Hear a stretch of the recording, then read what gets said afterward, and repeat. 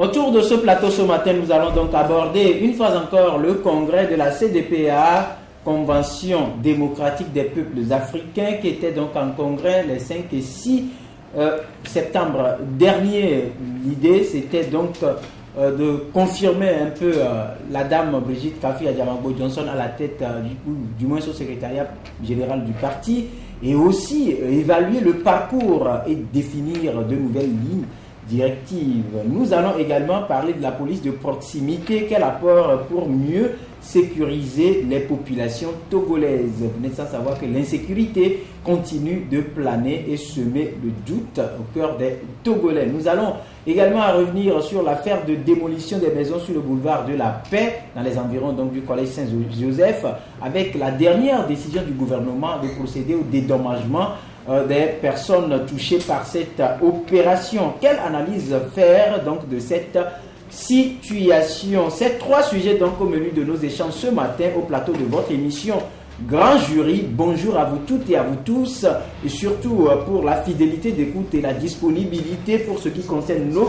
invités, ceux qui nous accompagnent dans cette émission chaque jour que Dieu fait. Nous disons également bonjour au préfet de Zior, au maire de la ville de Thiévié, à toutes les communautés qui sont dans la préfecture de Thiévié, sans oublier ceux qui nous suivent, que ce soit ici, dans la capitale togolaise, dans la préfecture de Zion, ou encore à l'extérieur du pays, notamment via 2 liens, le www.ebenradio.com, le www.togovision.com, voilà, sans oublier le 3e lien désormais, le www.laverte.org. Nous sommes également suivis à Palimé via les ondes de radio VGK, puis à Anéro via les ondes de radio Lumière. Merci donc à vous toutes et à vous tous autour de ce plateau avec moi ce matin 2 invités, mais avant de vous les présenter, nous allons, si vous le permettez, bien scruter la une des journaux parus ce matin, commençant donc par le Messager qui titre Croisade d'évangélisation, l'Église des Assemblées de Dieu du Togo veut impacter sur la présente génération.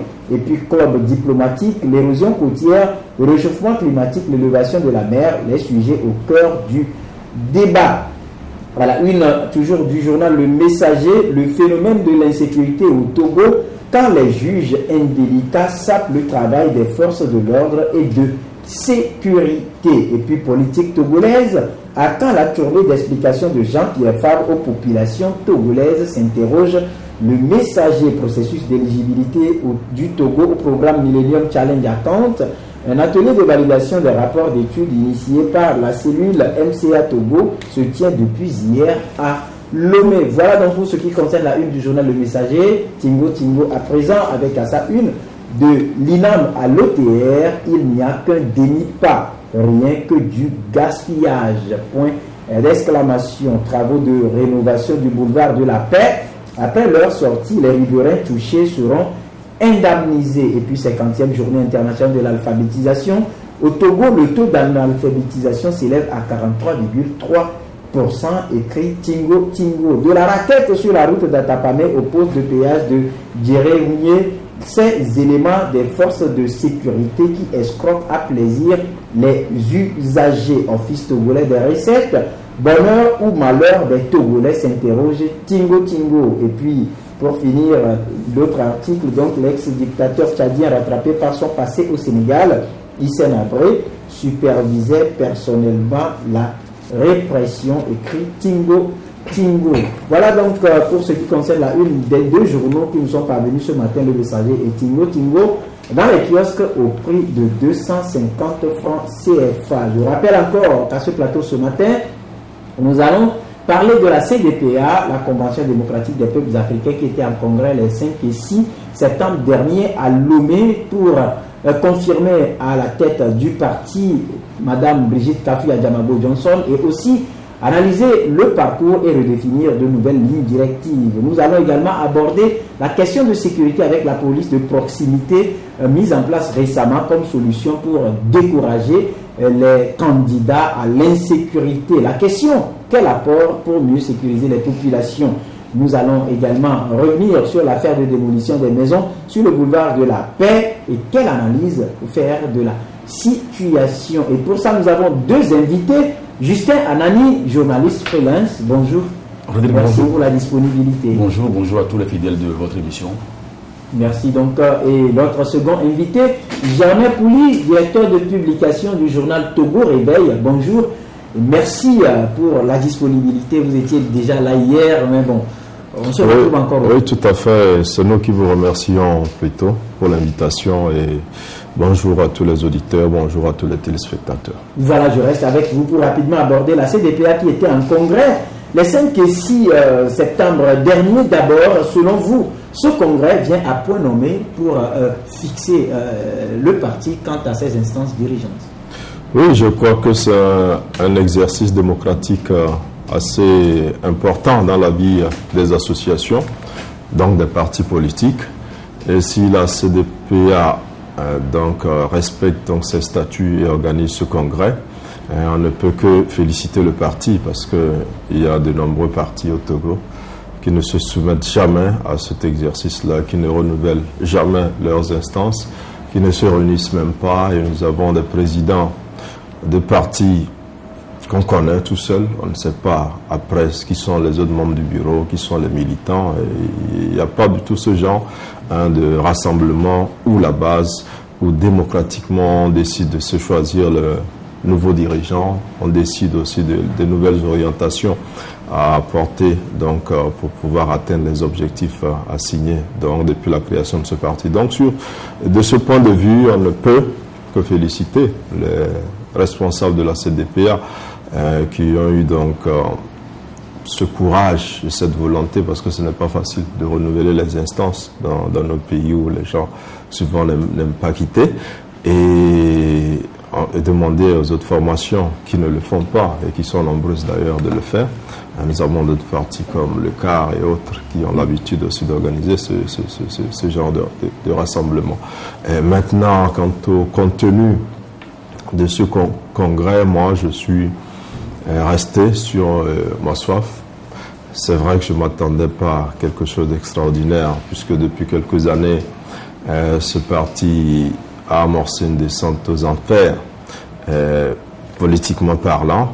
L'un des plus vieux partis de ce pays, l'un de ces partis-là qui ont été au devant donc, du processus de démocratisation avec l'appel de Bol depuis les années 90. Je vais parler du professeur Léopold Lévy, qui a été quand même un acteur important, l'un des signataires de l'accord qui a conduit à l'organisation de la conférence nationale, même si après il y a eu ce quiproquo entre Forum national de dialogue et conférence nationale souveraine, et qu'il avait déclaré, malheureusement, ça l'a poursuivi jusqu'ici, qu'il avait déclaré que les accords n'engageaient que leurs signataires.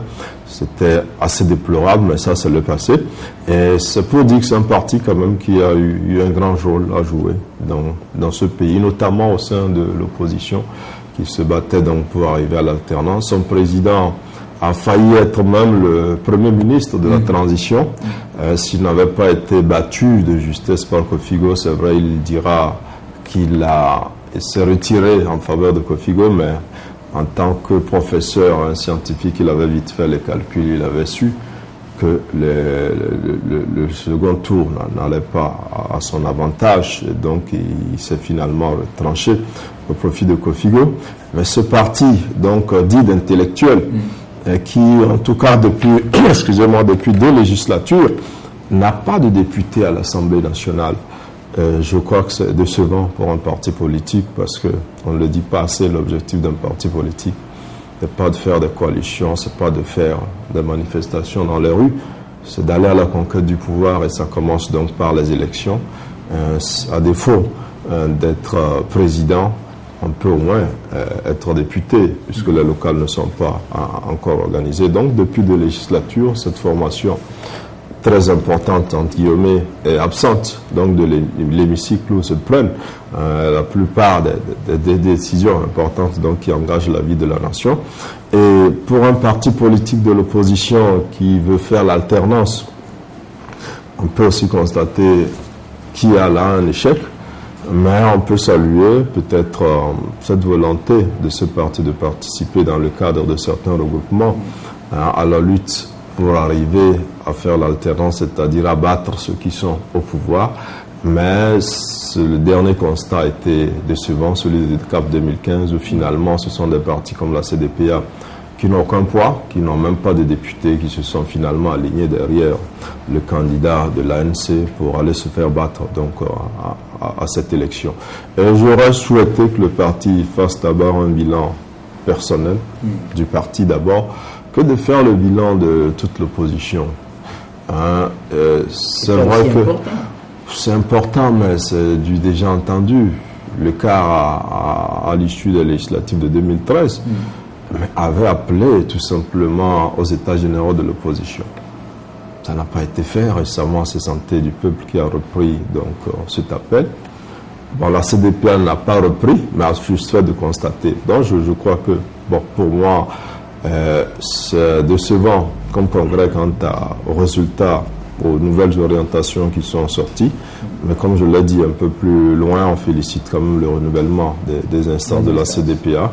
Et pour revenir rapidement sur la présidente de cette formation, qui avait quand même suscité un peu de l'espoir hein, dans le monde politique, surtout dans le sens de la promotion hein, du leadership féminin. Son arrivée à la tête de la CDPA, lorsque le professeur Ninavi lui a passé la main, a quand même demandé à laisser dire à certains Togolais que quelque chose allait se passer.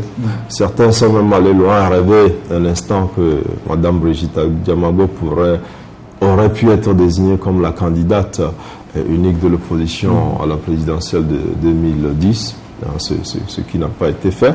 Mais au finish, finalement, femme battante, femme intellectuelle, comme on l'imaginait, aujourd'hui, c'est vrai qu'elle n'a fait que peut-être 3 ans hein, d'intérim à la tête de la CDPA, mais son bilan aujourd'hui n'est pas celui-là hein, qu'on espérait. Maintenant, si ce congrès permet de relancer la CDPA à travers désormais sa collaboration avec l'ANC, peut-être dans une prochaine liste législative, on verra si la CDPA pourra réapparaître, notamment au niveau de l'Assemblée nationale. Voilà, Justin, le parcours donc, de la CDPA qui a été passé au peigne fin à ce congrès avec le renouvellement des instances. Vous avez suivi tout à l'heure Germain qui a peint le tableau de ce parcours. Selon vous, comment vous trouvez ce parcours? Bon, je dis d'emblée que la CDPA n'est pas d'une formation politique comme les autres, puisque dès l'entame de ce processus de démocratisation au Togo, donc la CDPA joue un grand rôle. Il faut quand même se le rappeler que la CDPA n'a pas été créée à la suite de la signature de la charte des partis politiques au Togo. Donc c'est ce parti qui a travaillé dans l'ombre pour obliger les tenants du régime dictatorial à laisser du lest à un moment donné, et que ce qui a provoqué par après le 5 octobre. Donc la CDPA a compris très rapidement que c'est dans une union, c'est dans un ensemble qu'il faut véritablement travailler. Et ça m'amène également à se rappeler des efforts qui ont été faits en son temps par ce parti, avec les autres leaders également, qui aujourd'hui, chacun à son niveau, fait la politique de moi ou rien. Donc, avec ce que nous avons connu de par le passé, que ce soit le FAR, que ce soit après le FAR, que ce soit le Fonds de l'opposition démocratique, après c'est le Code 1 et le Code 2. Et il faut quand même dire que la CDP a joué un grand rôle dans la vie de politique togolaise, au-delà du fait peut-être qu'on peut analyser aujourd'hui que ce parti n'a jamais eu de député à l'Assemblée ou quoi que ce soit. Mais il faut quand même se rappeler qu'en réalité, au jour d'aujourd'hui, on ne peut pas dire que le Togo est un État normal. Nous ne sommes pas en démocratie pour essayer de juger la pesanteur d'un certain nombre de choses, des forces sur le terrain. Donc, lorsque vous vivez dans un pays où les tenants du système imposent la suprématie peut-être à l'ensemble de la classe politique, je pense qu'il va dans le bon sens de faire également l'analyse à ce niveau-là. Maintenant, ce que la CDP a proposé et que ça n'a pas été compris, c'est ce discours de type, donc démocratie d'abord, multipartisme après. Et beaucoup ne l'ont pas compris parce que, en réalité, lorsque vous évoluez dans une union, vous avez plus de la force. Et lorsque vous arrivez à contraindre les tenants qui sont les dictateurs au dehors, je pense que c'est à partir de ce moment-là qu'on peut installer la règle réelle même de la démocratie. Donc si ça n'a pas été fait, ça n'a pas été compris, je pense que beaucoup de choses ont été faites de par le passé et n'ont pas véritablement aidé ce parti-là quand même d'émerger ou d'apporter un plus à ce que le peuple s'est donné comme engagement pour voir un Togo, un véritable Togo, État démocratique. Donc ça a fait que des années durant, la CDPA qui s'est toujours inscrite dans cette logique d'aller toujours dans une union, s'est retrouvée par moments seule, parfois dans une union. Et je me rappelle l'union CDPA a dit de par le passé, et l'union CDPA UFC, je crois, car de par le passé, on en a connu énormément. Mais au final, c'est parce que, bon, il y a une force politique qui est en place, qui impose la suprématie, qui impose la règle du jeu. Ça fait qu'au finish, on crie à tort ou à travers que les forces politiques doivent se retrouver dans un ensemble, mais en réalité, les résultats n'arrivent pas à suivre. C'est ce qui est vraiment dommageable. Maintenant, au-delà de tout, je pense que la CDPA n'a pas laissé sa stratégie, sa vision de voir les choses. Et la CDPA l'a encore prouvé récemment lorsque, dans l'opinion, il a été lancé que voilà, il va falloir que toutes les formations politiques se retrouvent, désigner un candidat unique et tout et tout. Alors qu'en réalité, lorsque vous parlez de la démocratie, on n'a pas besoin de désigner un candidat unique. Toute formation politique est créée et le leader est là peut-être pour la conquête et l'exercice du pouvoir. Donc pourquoi se retrouver dans un ensemble pour désigner un candidat unique de l'opposition ou parler même des états généraux de l'opposition? C'est parce qu'il y a cette dimension-là, cette règle-là qui est imposée par les tenants du système et beaucoup ont crié. Mais au finish, on s'est également rendu compte que c'est la CDPA qui était ce parti-là qui a accepté, vents et marées, a accepté d'aller dans cette union-là et aller jusqu'au bout avec la désignation de M. Jean-Pierre Fabre, candidat de la NC, comme candidat unique de l'opposition regroupé au sein du CAP 2015. Mais ça a évolué et aujourd'hui, moi je ne redirai pas que les populations n'ont pas compris grand-chose pour donner, c'est pas l'option à ce regroupement de partis politiques pour arriver au pouvoir et arriver à conquérir le pouvoir et à le gérer. Malheureusement, ce que nous avons l'habitude de connaître depuis dans les années 90, c'est encore d'actualité. Il faut quand même ouvrir la parenthèse pour comprendre que en 98, lorsque j'ai écrit sur Olympio Seul battait Yadima n'a pas accepté et on a fait chasser Madame Awanana et en lieu place, c'est le ministre de l'Intérieur, le général Seyi Memel qui a proclamé les résultats. Pratiquement, on a encore vu les mêmes systèmes se reproduire. Donc, lorsque vous évoluez, vous faites l'analyse, on dirait que, comme quelqu'un l'a si bien dit, que le jeu politique ou le pouvoir politique n'est pas mis en jeu au Togo. Donc, dans cette dimension-là, moi, je dis que c'est un peu difficile aujourd'hui de juger telle ou telle formation politique. Mais ce qui est à saluer, le parti tient bon, le parti a tenu son congrès et c'est pas un bilan a été fait. Et aujourd'hui, le parti a encore compris qu'il faut maintenant relancer le slogan de Tchèpo, donc démocratie d'abord, multipartisme d'abord, parce que vous n'êtes pas sans savoir que même en son sein, ça évolue pratiquement dans tous les pays dictatoriaux, le pouvoir crée des partis politiques habillés en opposition qui viennent maintenant déranger l'opposition. Il ne faut pas quand même se leurrer. Donc, si la CDP a compris aujourd'hui, ou bien la CDP a réactualisé son slogan de Tchèpo, donc démocratie d'abord, multipartisme après, à l'issue de ce 6e congrès statutaire de ce parti, je pense que c'est une très bonne chose. Maintenant, aujourd'hui que le jeu politique est clair, le peuple n'est pas un idiot, n'est pas non plus dupe. On sait qui est opposant, qui veut faire quoi, qui cherche l'intérêt réel de l'ensemble du peuple togolais. Je pense qu'à partir de ce moment-là, aujourd'hui que c'est pas Madame Brigitte Kafia Djamagbo a été confirmée dans son rôle de secrétaire général de ce parti et qui évolue toujours dans le côté du CAP 2015, qui d'ailleurs va tenir peut-être son meeting le samedi prochain. Je pense que c'est également l'occasion pour ce parti-là de parler aux populations et d'éclaircir maintenant la position par rapport à ce que nous avons connu par le passé et voir par quels moyens finalement on peut arriver à avoir l'alternance politique tant attendue, parce qu'il faut quand même se le rappeler, le Togo est le seul pays aujourd'hui dans la sous-région qui n'a jamais connu d'alternance politique depuis 1990, où le vent démocratique a soufflé pratiquement sur le continent noir. Donc il faut quand même se le rappeler. Donc la démarche de la CDP aujourd'hui, moi je dis qu'elle est à saluer.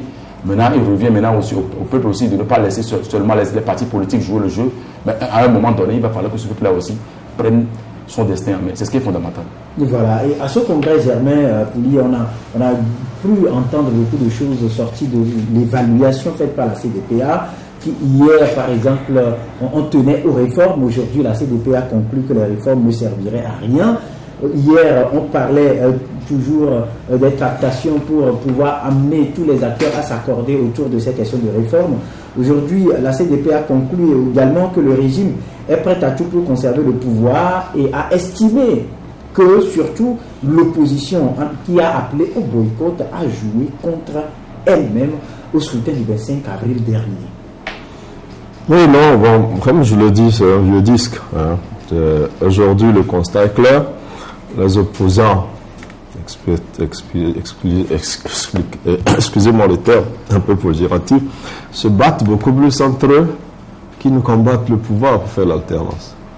Ils ont envie d'instaurer une hiérarchie en leur sein, c'est tout. Ils n'ont pas envie d'avoir le pouvoir. Quand j'écoutais mon confrère dire non, on n'a pas besoin de candidat unique, tout ça, non. Scientifiquement, l'opposition a besoin d'un candidat unique. Dans le mode du scrutin où on est, mais ils le savent. Et tous les leaders l'ont dit. C'est pas la peine de faire de la diversion. Soit, comme le dit mon confrère, ils vont, en rang dispersé, se font battre. C'est plus la peine de nous parler de fraude. Mais on prend la législative comme des baromètres. Mais aujourd'hui, quand on dit c'est le pouvoir qui instaure ses règles, c'est pas le pouvoir qui a fabriqué le leader de l'opposition actuel, Jean-Pierre Fabre. Le pouvoir a juste voté une loi, un statut de l'opposition. Le leader s'est dégagé de l'élection. Mais c'est pas le pouvoir qui a attribué à l'ANC les voix qui lui permettent d'être leader ou qui a empêché à la CDPA d'avoir un député. Non, je crois que il vaut mieux laisser cela. Et c'est vrai, quand on parle des élections avant 2007, on peut s'accorder à dire que ce n'étaient pas de bonnes élections qu'on organisait. La preuve, tous les partenaires du Togo n'ont jamais reconnu ces élections, y compris même les élections remportées en 1994 par l'opposition. Et c'est à partir de 2007 que tout le monde reconnaît que le Togo a fait des bons qualitatifs en matière de démocratie et d'organisation des élections transparentes. L'opposition doit tenir compte de cela, au lieu de rester dans le registre. Ben voilà, c'est ceux qui ont appelé le boycott, qui ont travaillé pour le pouvoir. Voilà, non. Je crois que soit on veut faire la démocratie, on l'a fait, on va aux élections individuellement, on se fait battre. Soit on veut faire l'alternance, il faut l'expliquer une fois encore. L'alternance, ce n'est pas une autre forme de démocratie, c'est la capacité de l'opposition à battre le pouvoir. Si vous voulez faire l'alternance, battre ceux qui sont au pouvoir, c'est qu'il faut vous organiser. Individuellement, le constat est clair, aucun parti aujourd'hui ne peut battre le parti au pouvoir. Mais c'est ce qui amène la CDPA à dire que le régime est prêt à tout pour conserver le pouvoir. Mais quand le parti précise, permettez que le pouvoir politique n'a jamais été mis en jeu au Togo. Oui, mais aucun pays, aucun pouvoir ne donne l'alternance à l'opposition. Je ne vois pas quelqu'un qui a un pouvoir et qui dit je donne mon pouvoir à l'opposition. Mais allez convaincre les populations. C'est la population qui donne le pouvoir. Si on me dit que les élections sont frauduleuses et qu'on présente les preuves, on comprendrait que les gens ont gagné, on a volé leur victoire. Mais ce n'est pas ça. Mais ce qu'on présente comme début de preuve même, c'est une plaisanterie. Il n'y a rien de concret dans ce qu'on présente pour dire qu'il y a fraude. Et les observateurs sont là. Cette année, en 2015, il y a eu ce travail remarquable fait par la société civile pour comparer les résultats de la CENI à celles que, de manière indépendante, la société civile a recueillies. Mais les différents pays partenaires, ceux-là qui soutiennent la démocratie à travers le monde, ceux-là qui donnent leur vision, ceux-là qui vont chasser des leaders comme Kadhafi et autres pour dire qu'ils ne font pas la démocratie, ces pays ont donné leur position sur cette élection qu'ils ont reconnue. Donc, je crois que l'opposition, au lieu de dire c'est le pouvoir qui ne nous donne pas le pouvoir, c'est le pouvoir qui ne veut pas lâcher le pouvoir, c'est de réfléchir à comment faire pour faire l'alternance. Il y a, moi, un leader, quand on parlait de candidat unique, qui a dit non, faisons un programme commun d'abord avant de trouver un candidat unique.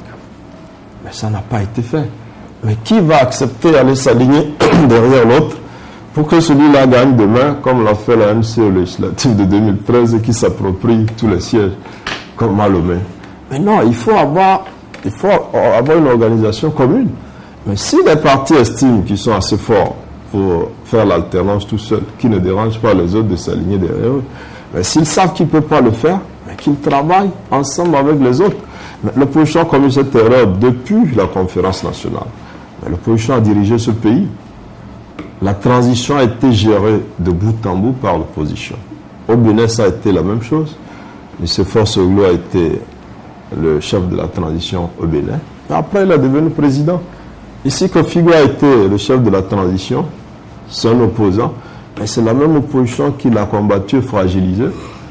Et finalement, le pouvoir a récupéré le pouvoir, si je me permets cette répétition. Non, je crois que nous sommes en face d'une opposition qui, comme l'a dit Jerry Tama, essaie de prendre des Togolais pour des enfants, ou du moins leurs militants, en leur racontant des bobards, des histoires à dormir debout. Mais ça ne marche plus aujourd'hui. Les gens savent qu'il y a des erreurs qu'il ne faut pas commettre. Et les gens croient même que certains opposants, y compris Jean-Pierre Fabre, ont des deals secrets avec le pouvoir. Parce que pour cette élection, les gens n'ont pas compris comment Jean-Pierre Fabre est allé à cette élection dans ces conditions. Il savait bien qu'il allait être battu. Et de revenir après pour dire qu'il veut contester, comme l'a dit le messager tout à l'heure. Il a promis quoi? Ça fait plus de 2 semaines qu'il va faire une tournée. Mais il ne peut rien expliquer aux populations. Les gens ne sont même pas prêts pour l'écouter. Il s'est prononcé quand même au congrès de la CDPA où il a eu à dire que l'alternance par les urnes a échoué. Oui, maintenant il faut faire quoi? L'alternance par les armes? Mais il a travaillé avec Gilles Christ Olympio qui a pendant longtemps voulu faire l'alternance par les armes aussi. On a vu la base armée de Gilles Christ à l'époque qui est basée au Ghana, qui venait faire des incursions de temps en temps au Togo pour essayer de faire tomber le régime. Non, aujourd'hui, je crois que les coups d'État ne sont plus possibles en Afrique. Même quand les armées arrivent à les faire, mais très vite, c'est un gouvernement civil qui est mis en place parce que la communauté internationale n'accepte plus ce genre de situation. Mais que ce soit aujourd'hui que l'opposition pense arriver au pouvoir par d'autres moyens que les urnes, je suis assez surpris que des leaders tiennent ce discours. Maintenant, on vous dira, mais c'est l'armée qui a le pouvoir. Allez dans les urnes. Quand vous gagnez, mais pour qu'on vous vole, mais c'est compliqué. Mais vous allez au législatif depuis 2007, où le RPT d'alors, qu'on disait le parti le plus impopulaire, a battu l'opposition. L'opposition devait se poser des questions. Parce que ces législatives, personne dans l'opposition ne dit qu'elles ont été frauduleuses. Mais si dès 2007, vous estimez avoir le soutien du peuple, le parti qui est au pouvoir, qu'on disait trentenaire, vous barre à des élections locales dont vous reconnaissez vous-même la transparence, c'est que vous devez revoir votre système. Après, le pouvoir a eu le temps, quand même, avec l'arrivée du président Faure, de travailler, de convaincre les Togolais, de s'allier encore d'autres personnes qui étaient indécises et tout ça. Tout ce travail a été fait. Mais les gens sont là, c'est comme ils disent, un pouvoir qui fait 10 ans, 15 ans à fatiguer le peuple, il faut qu'il parte. Il faut faire l'alternance. Non, il faut chercher l'alternance dans les urnes. Je crois qu'aujourd'hui, les Togolais et même les militants de ce parti-là ne croient plus à ce discours. Il vaut mieux revoir la lutte si l'opposition veut battre le pouvoir et faire l'alternance, parce que c'est l'opposition qui fait l'alternance, mais avec le soutien du peuple qui vote, qui sent que ce pouvoir ne veut plus de lui, on vote pour l'opposition. Mais ce n'est pas encore le cas au Togo. Voilà. Justin, c'est vrai, à ce congrès, comme la CDP a eu à lui dire, que le pouvoir n'a jamais été mis en jeu. Aujourd'hui, vous prenez Jean-Pierre Fabre qui déclare que l'alternance par les urnes a échoué au Togo. Quelle analyse vous faites de ces déclarations? Je pense que si nous sommes des journalistes, c'est comme nous avons... Non, nous sommes des journalistes. Nous avons des bagages, la capacité morale, intrinsèque, intellectuelle d'analyser la situation de notre pays, de ne pas amener ce pays vers le chaos. Parce que lorsque moi j'attends certaines analyses, certaines réflexions qui font croire que le Togolais ou les Togolais, dans son ensemble, constitue aujourd'hui ce qu'on peut appeler des personnes peut-être idiotes ou bien des gens qui n'arrivent pas à avoir les bagages nécessaires pour analyser. Et ça, je n'arrive pas à comprendre. Et quand je prends par exemple les derniers événements au Togo avant la présidentielle que nous avons connue, on ne peut pas de facto dire qu'un pouvoir, un régime cinquantenaire qui a mis le pays dans cet état-là, dans le point les plus reculés où la famine est galopante, les gens n'arrivent même pas à trouver l'eau potable à consommer, et que c'est dans ces zones-là que les populations plébiscitent le pouvoir en place. Moi, ça me pose énormément de problèmes. Et c'est là où moi je dis que si la CDP arrive à faire certaines analyses en disant que les réformes, même si elles arrivaient à être peut-être opérées avant la présidentielle, ça ne s'en changerait grand-chose. J'ai eu à écouter ça, j'ai analysé, moi à mon niveau, je me suis rendu compte qu'en réalité, la CDP a dit vrai. Parce que lorsque vous évoluez dans un système politico-militaro-fasciste et que les institutions sont en place, les réformes ou non, et que ces institutions-là sont complètement inféodées, on met en place les préfets dans les points les plus reculés qui ne sont que des représentants du pouvoir central, du point de vue politique, qui sont des préfets potentats, qui sont prêts à tout, qui manipulent tout. Lorsque vous voyez par exemple les hauts magistrats à qui on dit qu'ils doivent quand même présider les CELI, les commissions électorales locales et indépendantes dans les points les plus reculés, mais qui sont du côté du pouvoir, qui sont manipulables, ça pose de véritables problèmes. Ça m'amène peut-être à faire une comparaison. Il y a quand même des représentants de l'opposition. Et ça m'amène pratiquement tous les présidents du CELI sont des magistrats. Attention, allez lire le code électoral. Oui. Donc, moi, ça m'amène à m'interroger sur certaines problématiques. À savoir que lorsque vous comparez le Togo et le Bénin, tout à l'heure mon confrère parlait de la transition béninoise par rapport à ce que nous avons connu ici au Togo. Non, il ne faut pas faire cette comparaison. Au Bénin, à un moment donné, Mathieu Kérékou s'est rendu compte qu'en réalité, la démocratie est en branle. Donc il fallait présenter son mea culpa au peuple parce qu'à un moment donné, on n'a pas bien dirigé. Et ici, il y a des gens qui ne l'ont pas fait. Au sortir de la conférence nationale souveraine, on a mis en place les institutions de la République. Que ce soit HCR dans le temps, au commissariat, au Conseil de la République, ou que ce soit l'organe transitoire, le gouvernement de Kofigo. Mais le 1er octobre, qu'est-ce qu'on a vu? C'est là que moi je parle du régime militaro-fasciste. Ce sont les militaires qui ont quitté le camp pour encercler Maître Kofigo à l'hôtel 2 février, le 1er octobre. Aussitôt la conférence nationale terminée, le 8 octobre, ça a été réédité. Le 3, qu'est-ce qu'on a connu? C'est l'attaque contre la primature. Ça veut dire qu'on n'a pas donné le temps à cette transition d'aller jusqu'au bout. Ça, c'est des éléments qu'on ne peut pas comparer. Mais on a vu tout au long de ce parcours ce qu'on avait connu. Que ce soit la paix générale illimitée, que ce soit le massacre de Fléau Jardin, les populations ont fui le pays, la suspension de la coopération par la suite, et ainsi de suite. Mais les accords qui ont été signés par après, bien avant même l'accord de 2006, de désengagements ont été pris. Mais ça n'a pas été respecté. Ça veut dire qu'à un moment donné, le pouvoir dit nous sommes là, si vous avez la force, venez nous déloger. Et c'est là où moi je dis que si nous sommes des journalistes, nous avons amené à ces acteurs a dit. Mais cette façon de penser et de faire la politique n'amène pas le pays à sortir de sa situation actuelle. Donc si la CDP a dit aujourd'hui que le pouvoir d'État n'est pas mis en jeu, c'est parce qu'on fait semblant de démocratie, les institutions sont là, on dit voilà, celui-ci est le président de l'institution, celui-là est le président de telle institution, mais ils sont tous inféodés, ils sont à la base du pouvoir. Ça, il ne faut pas se leurrer. On a vu le rôle que le président de la Cour constitutionnelle a joué. D'abord sur sa prise de position par rapport à la date de la tenue de l'élection. Il s'est contredit, il s'est dédié, ainsi de suite, parce que c'est un ministre de la République qui a parlé en son temps. Mais c'est absurde. Mais on a vu tellement trop de choses que moi, en bon sens, quand je fais des analyses, je n'arrive pas à comprendre. Maintenant, si il faut comparer ça par rapport à ce qui se passe dans les autres pays, mais je dis qu'il n'y a pas matière. C'est la nuit et le jour. Et je fais observer tout à l'heure que le Togo est le seul pays en Afrique de l'Ouest ici qui n'a pas connu l'alternance politique. Le régime en place se cantonnerait toujours là. Et il y a des mêmes partis, son fils est venu avec la façon de gouverner. On dit qu'on gouverne autrement. Mais la situation, on parle d'un mandat social. Allez interroger les gens pour savoir comment les gens vivent. Donc ce sont là des éléments auxquels moi je dis que si on veut véritablement réfléchir pour l'avenir de ce pays, quel pays nous allons laisser pour nos enfants, on doit quand même penser autrement. On peut soutenir un régime qui est en place parce qu'on trouve des avantages ou non, mais moi je dis que lorsqu'on fait des analyses, il faut aller sur le plan objectif. Mais aller chercher des armes, moi je ne pense pas que c'est la meilleure solution. Parce que au niveau des pays ou des endroits où les gens ont cherché des armes, jusqu'au jour d'aujourd'hui, ce n'est pas fini. Maintenant, d'autres également, les peuples arrivent à prendre leur destin en main. Mais si le peuple togolais veut sortir de cette situation, ça n'empêche pas, puisque le peuple est souverain dans toute dimension.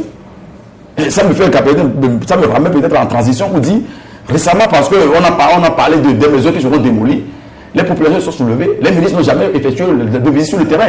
Mais on a vu ce que ça a provoqué. Ça voudrait dire que dans tous les cas, les peuples ont toujours le pouvoir. Et si le peuple togolais veut que ça change, ça va changer. Mais dire maintenant confier le destin de tout le peuple dans la main d'un parti politique ou de quelqu'un parce qu'il est là, il manipule tout le monde, il dit qu'il est le président le plus fort, et ainsi de suite, parce qu'il y a une armée derrière qui est requinquée, on ne veut pas céder. Moi, je pense que c'est un faux débat. Il faut plutôt analyser la situation autrement, aider le Togo à être un État démocratique où l'armée joue son rôle, les forces démocratiques jouent également leur rôle, l'opposition qui est en place aussi joue son rôle, et qu'après X, Y vient au pouvoir avec la limitation du mandat. Et je pense que c'est en ce moment-là qu'on parle d'un État démocratique réel. Très bien, on vous a assez compris, mais au même moment, par rapport à l'analyse toujours de la situation politique du Togo au sein de l'opposition, le 5 septembre dernier, le Front des Patriotes pour la démocratie, que vous connaissez bien, le parti de l'honorable Dimo Oré, était dans la préfecture de Zior, où lui, il a laissé entendre, puisqu'il continue de prôner la proposition de transition politique consensuelle pour régler définitivement la situation qui prévaut dans le pays. Il a déclaré qu'il faille mettre fin à l'Assemblée actuelle, asseoir une Assemblée constituante, amener toutes les forces vives, y compris le parti au pouvoir, pour réformer l'administration, réformer l'armée, réformer tout ce qu'il y a à réécrire une nouvelle constitution, parce que le parti estime que la constitution que nous avons actuellement n'est plus en odeur de sainteté avec la réalité, qu'il faille réécrire une nouvelle constitution et relancer le pays sur la base d'une 5e république. Bon, je crois que nous sommes dans un pays où la liberté d'opinion est consacrée. Elle est même garantie, on en fait la promotion. Ce sont des idées auxquelles l'honorable député croit peut-être, ou peut-être qu'il s'amuse, je n'en sais rien. De toute façon, il avait besoin de cette sortie. Et c'est vrai qu'il est resté un peu fidèle à ce qu'il a dit depuis qu'il est parti de l'UFC, qui parle de transition et tout ça. Bon. Mais il n'y a que lui qui parle d'une transition. Le CST en avait parlé en espérant qu'un leader du CST devait être président de la transition. Donc, il fallait, je suis un peu dans la logique de mon confrère, donc il fallait provoquer un soulèvement de la rue peut-être pour faire renverser les institutions. C'est ça peut-être certains appellent le peuple prend son destin en main. Mais il s'agit de la rue, ce n'est pas le peuple. Le peuple s'exprime dans les urnes. Le peuple s'exprime dans les urnes. Et dans les urnes, il vous fait gagnant ou perdant. Donc le peuple, ce n'est pas ceux-là que Jean-Pierre Favre rassemble toutes les semaines. Ce n'est pas ça le peuple. Les gens sont là, même quand je reviens à Jean-Pierre Favre, les gens qui sont dans la rue n'atteignent pas ceux qui ont voté pour lui. Ceux qui ont voté pour lui, c'est son peuple, ça. C'est ceux qui veulent le voir au pouvoir. Ils sont plus nombreux que ceux qui sortent dans la rue. Mais après, c'est la majorité qui décide. C'est pas le Michel qui fait le président du Togo, c'est pas Tchévier, c'est toutes les préfectures, tous les villages. Tout le pays. Donc quand on fait un compte national, la répartition par candidat, celui qui a le plus grand nombre de voix dans le mode de scrutin que nous avons actuellement, dirige le pays. Et c'est le peuple qui lui dit de diriger, ce n'est pas la rue. Donc je crois que mon confrère fait une confusion entre la rue et le peuple. Nous sommes dans une situation démocratique reconnue par tous depuis 2007. Je n'invente rien. Je crois que les partenaires ont dit qu'il y a déficit démocratique. On a suspendu la coopération. Il a bien fait de le relever depuis la transition. Mais c'est cette même coopération qui, en octobre 2008, s'est réunie à Bruxelles pour dire mais on reprend toute la coopération avec ce pays parce qu'il fait la démocratie. Et on a dit, si vous réussissez la présidentielle, on reprend totalement la coopération. Ce qui est fait aujourd'hui, la prime de la démocratie, c'est la reprise de la coopération. Et le Togo aujourd'hui se développe parce que ces vannes-là sont ouvertes, parce qu'il y a des efforts d'assainissement sur le plan interne, qui fait qu'on est passé d'un budget de 350 milliards, aujourd'hui un budget de 800 milliards. Donc je crois que c'est pas la peine d'être... Moi, je veux bien que mon confrère a dit qu'on est des journalistes. Parlons des choses concrètes. Moi, je suis pas du genre à répéter ce que certains leaders disent sur les radios ou ce qu'on dit dans des rassemblements politiques. Nous analysons les faits. Que mon confrère me dise la législative de 2007, la présidentielle de 2010, la législative de 2013 qui devait se tenir normalement en 2012, la présidentielle de 2015. Mais ce sont des élections. Et les leaders qu'il défend ici et qu'il prétend me faire croire que quelqu'un défend le pouvoir, mais c'est sur la base de ces mêmes élections qu'ils font leurs calculs avant les élections et appellent à des rassemblements.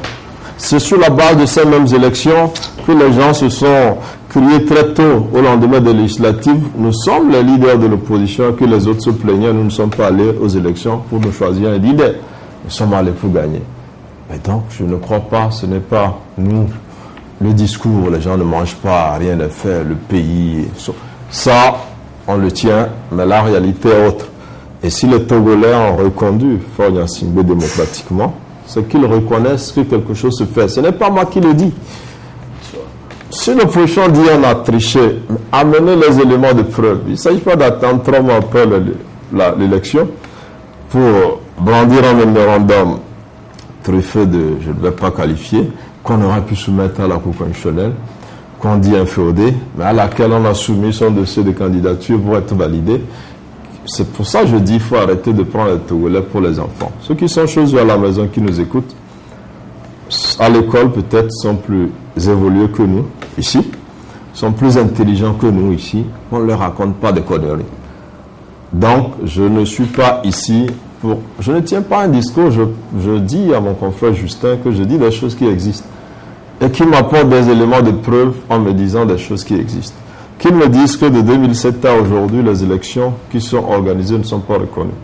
J'ai été le premier à dire qu'avant 2007, même les législatives remportées par l'opposition en 1994, toutes ces élections, les partenaires du Togo ont dit non, il n'y a pas de démocratie, c'est des élections frauduleuses.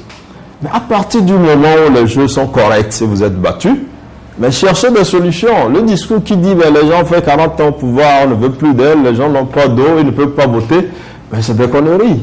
Je suis désolé qu'ils disent que mais, là où il n'y a pas de l'eau, les gens ont voté pour le pouvoir. Non, mais ça veut dire que pour lui, non. Mais cherchez pourquoi certaines populations votent alors qu'elles n'ont pas tout. Est-ce qu'elles ont un peu? Est-ce qu'elles pensent que ça ira? Sur quelle base? Mais allez-y sur le terrain. Il ne faut pas rester à la plage et sur les médias à Lomé pour dire qu'on fait la démocratie. C'est un travail de terrain. Je suis heureux qu'ils disent, ben voilà, il y a des acteurs sur le terrain qui travaillent pour le pouvoir. Mais si l'opposition reconnaît qu'on a des préfets, par exemple, qui travaillent pour le pouvoir, qu'on a des chefs cantons, comme on le dit souvent, mais que l'opposition aussi cherche à avoir ses pions sur le terrain. Mais il faut aller il faut faire des tournées pour travailler avec les populations. Il ne faut pas attendre à la veille de l'élection, demander qu'on mobilise des fonds pour aller organiser des marches de contestation dans la préfecture. Non, je crois que nous ne sommes pas ici pour défendre un camp ou l'autre. Nous parlons de faire ce dont je parle. Quand je lui ai parlé des résultats de la société civile, cette société civile n'est affiliée à aucun parti politique. Et elle a fait un travail que la communauté internationale a financé de manière indépendante. Quand les résultats sont sortis à Edaoba, les ambassadeurs ont bien informé les candidats par rapport aux résultats qu'ils avaient, qui ne sont pas ceux de la CENI, ils savaient qui a gagné. Aujourd'hui, qu'on arrête de prendre les Togolais pour les idiots. Moi, je crois que nous ici, qui parlons, qui faisons ce débat, nous ne sommes pas plus intelligents que ceux qui nous écoutent et qui savent faire la part des choses. Soit on veut rester dans une posture politique, on dit ce que les leaders disent et on vient le répéter ici, comme le fait mon confrère, je suis d'accord, il peut, si lui aussi il a un intérêt, comme il prétend que d'autres ont des intérêts à défendre. Soit, en tant que journaliste, on s'en tient aux faits, on les analyse. Je crois que c'est un débat sur lequel on va revenir, mais compte tenu du temps, Justin, vous l'avez mentionné tout à l'heure, parlant de cette affaire du boulevard de la paix. Aujourd'hui, le gouvernement a décidé d'indemniser les populations. Comment trouvez-vous cette décision du gouvernement? Permettez que, avant de revenir sur ce sujet-là, de placer peut-être un mot. Moi, je ne suis pas manipulable. Hein. J'analyse les faits tels qu'ils sont. Et puis, je suis ravi que mon confrère est en train de faire observer qu'il y a des gens à la maison qui nous écoutent. Bravo. Ils sont plus intelligents que nous. Oui, très bien. Oui, on l'oublie souvent. Tous ceux-là qui nous écoutent et savent, entre nous deux, qui fait une bonne analyse ou qui soutient un camp. Je ne suis pas manipulable. Moi, je dis que les choses telles qu'elles se passent pour tenir compte de la dernière présidentielle. Et dans la situation actuelle dans laquelle nous sommes, moi, je dis que c'est la réelle politique qui fait aujourd'hui, il faut un président de la République. Chef de l'État, c'est tout. Si on veut tenir compte des éléments, les éléments de fraude. Laissez-moi terminer. S'il te plaît. Laissez-moi terminer. Disons. Laissez-moi terminer. Mais oui. Lorsque on parle de quoi? Commission les éléments de preuve dont il dispose. Indépendante qui a travaillé. Non. Et qui a un code électoral. Il y a un accord qui a été signé. Et dans ces documents-là, il dit les circonstances dans lesquelles il faut proclamer les résultats. Lorsqu'on relève et que le nombre d'inscrits des candidats et des électeurs dans tel endroit est plus supérieur à tel, ainsi de suite. On fait ces comparaisons-là et ça ne date pas d'aujourd'hui. Moi, on ne peut pas me dire aujourd'hui que voilà que c'est au niveau des urnes qu'on provoque l'alternance politique.